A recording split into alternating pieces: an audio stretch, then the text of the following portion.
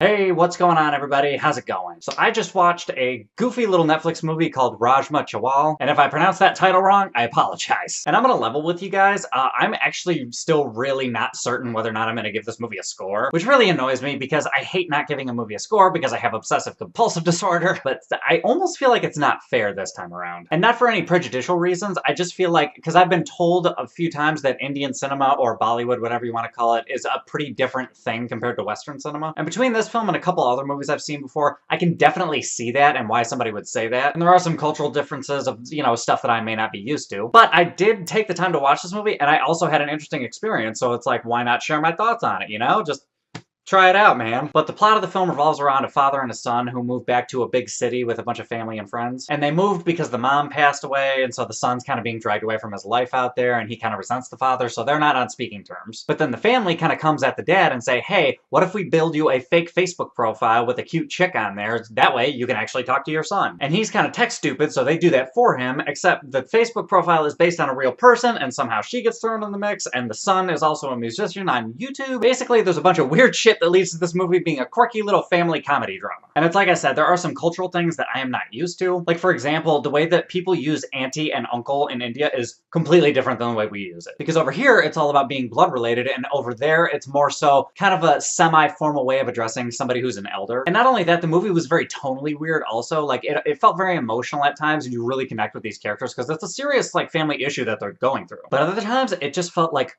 playfully violent almost. Like, it was kind of weird. Like, at one point there's this douchey guy in the movie who like brandishes a gun and then he is denied entry into a nightclub. Like, that whole scenario is just fucking weird. Like, he wasn't pointing the gun at anybody, but he was definitely making it apparent that he had a firearm in his hand, and the bouncers were just kind of like, nah. And there's another scene where somebody's getting beat up, and it looks very blatantly like it's fake. And also, the whole plot of the movie, it's basically about a dad having to catfish his son in order to, like, get to know him again. I understand that the dad is just trying to make sure that his son is okay, but a lot of American audiences, I feel like, will find that to be super weird, because on the surface, it kind of is. But despite all these weird things that I'm listing, the movie still had a couple of funny moments in it, and it's ultimately about a father and son attempting to come to terms with one another, besides the fact that they are just completely different people. And a lot of the times the music was pretty good, but other times, like where somebody was actually singing, like in the movie, it was just like very, like, you could tell that it was pre-recorded. But that type of thing actually happens a lot, so that's not specific to just this movie. And a lot of like the family and friend scenarios where everybody's just kind of like playfully jabbing at each other all the time, it felt very much like it was kind of like an Indian version of a Woody Allen movie here and there. Because Woody Allen's known to do like a very specific kind of like Jewish family humor here and there, and this movie felt like it had its own version of that. So this movie felt very original, but at the same time, I still didn't quite know what to make of it. But overall, I wouldn't tell somebody not to watch this movie, but I don't know if I would seek it out again because it's a little goofy. But anyway, after everything I've said, I think for a score out of 10, I think I'm gonna give it a 7.2. I had a positive experience, I know that for sure. And it's also an interesting experience to watch a movie that is based in a culture that I am almost totally unfamiliar with. But I guarantee that no matter who watches this, you will